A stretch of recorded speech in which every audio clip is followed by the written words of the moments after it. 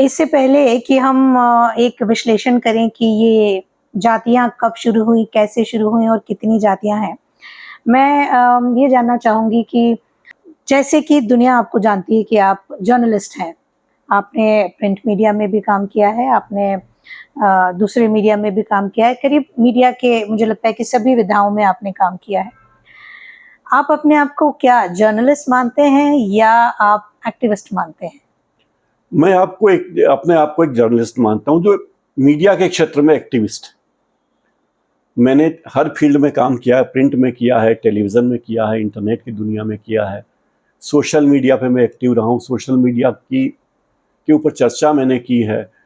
और पत्रकारिता की ये खास बात यह है, बहुत कम लोगों को मालूम है कि जब 2014 में चुनाव हुए थे, आम चुनाव हुए थे, तो नरेंद्र मोदी और बीजेपी की चुनावी रणनीति पर मैंने किताब लिखी थी जिसका नाम था चाय वाले से प्रधानमंत्री।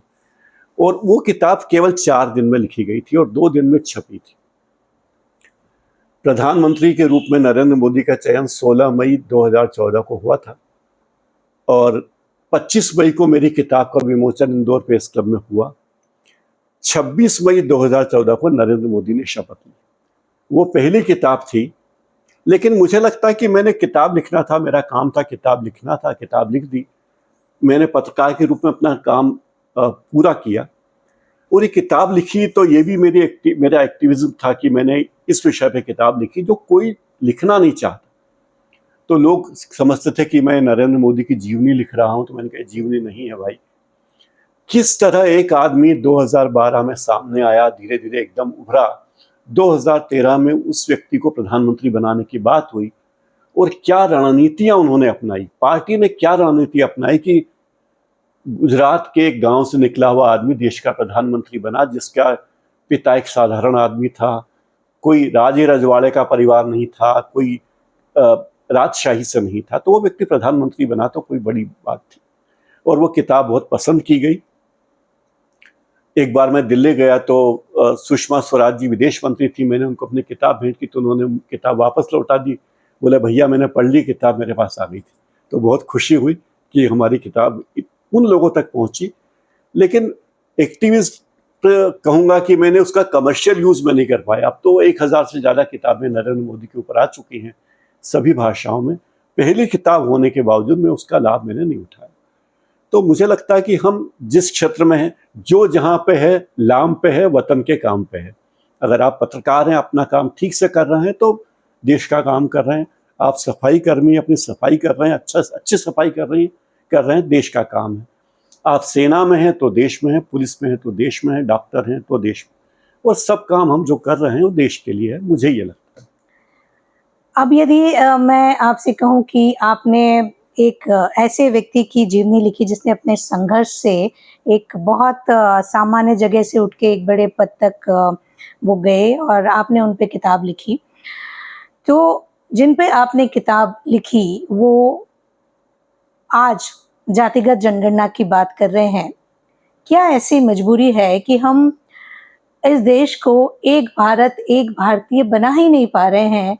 हम फिर कभी धर्म के नाम पे बात करते हैं, हम कभी जाति के नाम पे बात करते हैं और अब तो सब लोग तैयार हैं जातिगत जनगणना के लिए। तो कैसे देखते हैं आप इसको? क्या मजबूरी है जातिगत जनगणना को एक लाने की? सुधार, सब लोग राजी नहीं, केवल राजनीतिक पार्टियां राजी हैं। आम आदमी राजी नहीं कि जातिगत जनगणना हो। आप लोगों से बात कीजिए, आप कितने लोगों से जाति पूछते हैं रोज? आपने पिछले 5 साल में किसी व्यक्ति से जाति पूछी है क्या? नहीं। अपने निजी काम से, अपने दूध वाले से, अपने ड्राइवर से, अपने वर्कमैन से, अपने टैक्सी वाले, किससे आपने जाति पूछी? नहीं। रेस्टोरेंट में खाना गया, आपने जाति पूछी? रेस्टोरेंट के चौकीदार से जाति पूछी? यानी हम सब लोग जाति को भूल रहे हैं, लेकिन सरकार हमें जाति की याद दिलाना चाहती है। और एक आश्चर्य की बात है कि कांग्रेस पार्टी ये मांग कर रही, जो कि इंडिया गठबंधन की सबसे बड़ी पार्टी, और कांग्रेस वो पार्टी है जिसे देश में दूसरी सबसे ज्यादा संख्या में वोट मिले। 12 करोड़ से ज्यादा वोट कांग्रेस पार्टी को मिले। और 12 करोड़ कितना है मनीषा जी, मैं आपको बताऊं। जिस पार्टी को देश में तीसरे नंबर पर वोट मिले, जिस पार्टी को चौथे नंबर पर मिले, 5वें नंबर पर मिले, 7वें नंबर, 6ठे, 7वें, 8वें, 9वें नंबर पर, अगर 3 नंबर से लेकर 9वें नंबर तक जितने वोट मिले विपक्षी दलों को, उन सबके वोटों को गिन लो तो कांग्रेस के वोट ज्यादा है। लेकिन ये राजनीति है कि सत्ता के करीब जाना, सत्ता के या इंडिया गठबंधन की मजबूरी है कि हमें जातिगत जनगणना कराना, क्योंकि जाति को लोग भूल चुके हैं। एक जमाना था जब रेल में जाते थे लोग तो अपने घर से पानी की छागल या सुराही लेके जाते थे। अब कोई सुराही लेके नहीं जाता घर से, कोई जाति नहीं पूछता किससे क्या जाति, धर्म भी नहीं पूछता। लेकिन कुछ राजनीतिक दलों को, कुछ राजनीतिक दलों में भी कहूंगा कुछ प्रदेश के राजनीतिक दलों को लगता है कि जातिगत जनगणना होगी तो जाति के नाम पे ही वे राज कर सकते, और वोट की मजबूरी उस पार्टी को इस मोड़ पर ले आई कि जातिगत जनगणना की मांग करी। वो पार्टी कांग्रेस जो कहती थी इंदिरा गांधी के जमाने में, न जात पर न पात पर, न जात पर न पात पर, इंदिरा जी की बात पर मोहर लगेगी हाथ पर। हाथ कांग्रेस का चुनाव चिन्ह था। जो पार्टी कहती थी कि जात के नाम पर वोट नहीं, पात के नाम पर वोट नहीं, इंदिरा जी की बात पर वोट, वो पार्टी कह रही कि भाई जातिगत जनगणना होने दीजिए। तो ये बहुत अफसोस की बात है, और मुझे लगता है कि हम उल्टी दिशा में जा रहे हैं। हमारी गंगा नदी जो है वो वापस हिमालय की ओर जा रही, उल्टी बह रही, और ये प्रगति की निशानी तो नहीं है।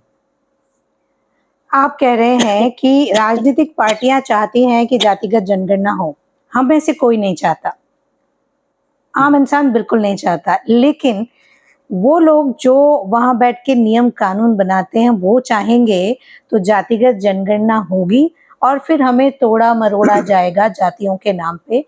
तो इससे तो समाज में एक तरह से फिर विघटन होगा।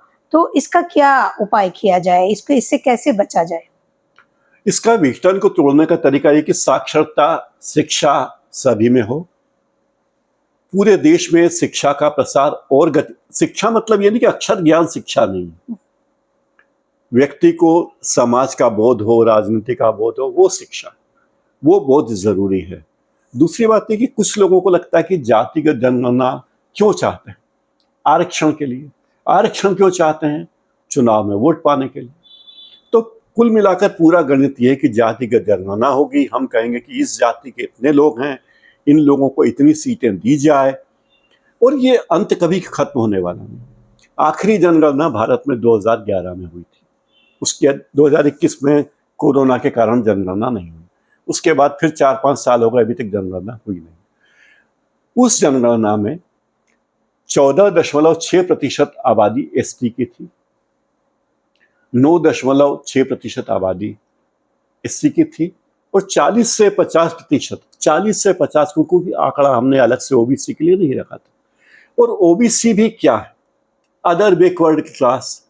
तो कुल मिला के ये राजनीति का एक घिनौना रूप, मैं इसे घिनौना रूप कहूंगा कि है कि आप वोट के नाम पर, वोट के लिए देश को जाति में बांटने की कोशिश कर रहे हैं। एक पार्टी धर्म के नाम पर देश को बांटना चाहती है, एक पार्टी जाति के नाम पर वोट। तो अगर धर्म के नाम पर देश को बांटना गलत है तो जाति के नाम पर बांटना भी गलत है। इस बात को हमें समझना चाहिए। आजादी के इतने साल बाद भी पिछड़े वर्गों का जो विकास होना था नहीं हो पाया।